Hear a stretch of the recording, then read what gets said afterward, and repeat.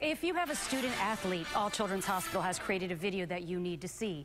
We're taking action for your health with why it's important to take a break from the field and the classroom and what to expect when your loved one returns to learning after a concussion.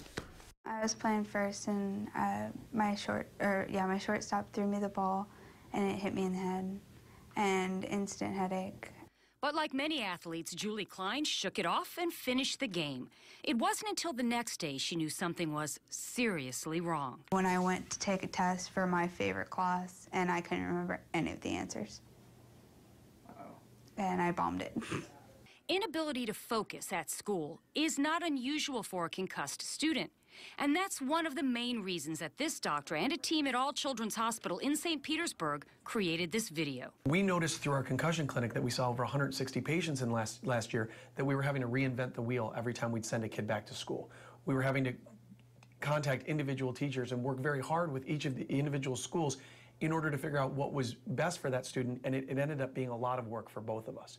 So they created and distributed the Return to Learning video to local school districts, showing teachers what they can expect. Student athletes may look okay, but they're really not functioning okay. And their cognitive abilities are not where they're supposed to be. So they may be able to show up at school for a half a day and walk through the day and clown around with their friends.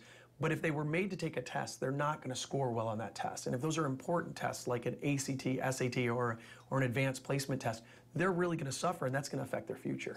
The video also gives teachers suggestions like, don't let this student use the computer, or maybe allow the student to leave class 2 or 3 minutes early so they can get to the next class without having to deal with all the noise and craziness of the hallway.